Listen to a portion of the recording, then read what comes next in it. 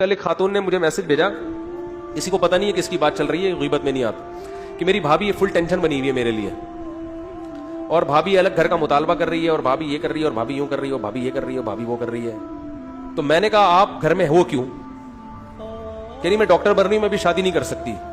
تو میں نے کہا یہ آپ کی ٹینشن ہے, آپ کی بھابھی کی ٹینشن نہیں ہے. جب بھابھی گھر میں آئے گی نندوں کے ساتھ اس کا گزارا نہیں ہوگا. آپ شادی کر کے پتلی گلی سے نکلو یہاں سے, اس کے گھر چھوڑو. بھابھی اور اس کے آپ کے بھائی کا ہیڈیک ہے, وہ الگ رہنا ہے, ساتھ رہنا ہے, ساتھ سے لڑنا ہے کہ نہیں لڑنا, کیا پکانا ہے, یہ آپ کا ہیڈیک نہیں ہے. نیچرل لائف تھوڑی ہے, بلوغت کے بعد آپ کے باپ کا گھر آپ کا نہیں ہے, آپ کا گھر اپنے میاں کا ہے.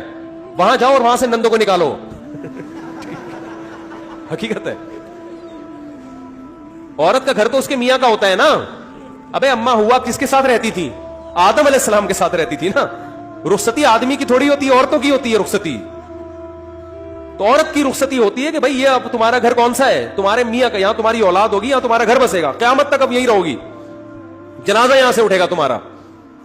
پہلے تو اس کا بھی خیال کرتے تھے کہ عورت کا انتقال باپ کے گھر میں ہو جائے نا, تو پرانے لوگ اس کا خیال کر جنازہ شوہر کے گھر لے کے جاتے تھے, وہاں سے اٹھے. اس کو فضیلت سمجھتے تھے کہ بھائی وفادار عورت ہے, جنازہ کہاں سے اٹھ رہا ہے؟ اپنے میاں کے گھر سے. اتنا خیال کرتے تھے. اب تو کلچر نے بیڑا ہی غرق کر دیا, جہاں سے مرضی جنازہ اٹھے, کوئی مسئلہ نہیں. عدالت میں خلا کا کیس چل رہا تھا, جنازہ اٹھ رہا ہے, تو یہ ہو رہا ہے.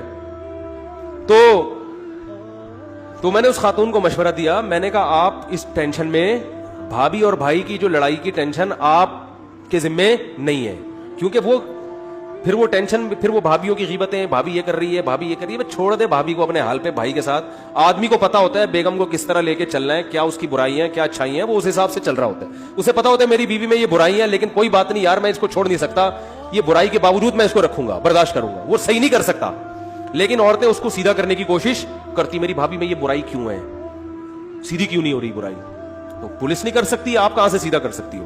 تو چھوڑ دو, آپ اپنے گھر بساؤ یار, نکلو پتلی گلی سے. نہیں جی میں جب تک میڈیکل کالج میری ایجوکیشن کمپلیٹ نہیں ہو جاتی میں شادی نہیں کروں گی. یہ خواتین کے وہ ہوتے ہیں.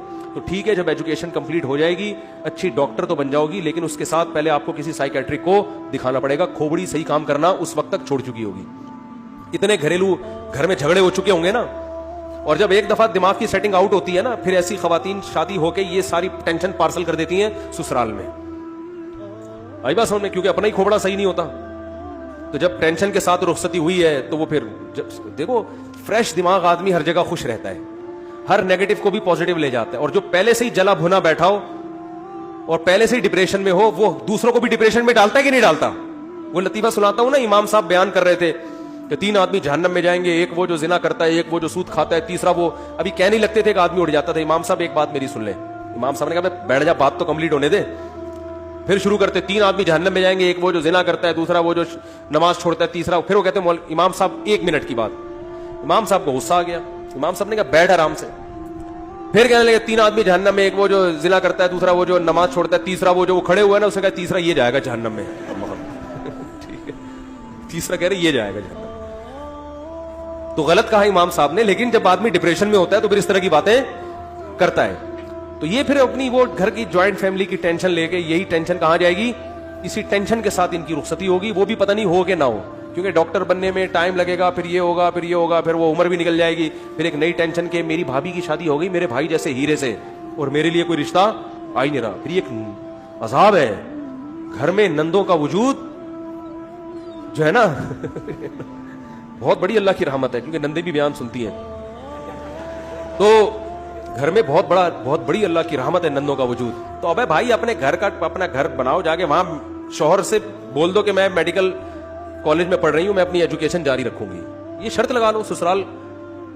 اور اچھا عزت دار شوہر ہوگا تو بولے گا اب یہ باقی تعلیم میرے خرچے پہ ہوگی. انسان کا بچہ ہوگا تو کیا بولے گا کہ بھائی میری بیوی ڈاکٹر بن رہی ہے تو میری عزت ہوگی معاشرے میں, بھائی ڈاکٹر صاحب کے ہسبینڈ جا رہے ہیں, ٹھیک ہے نا.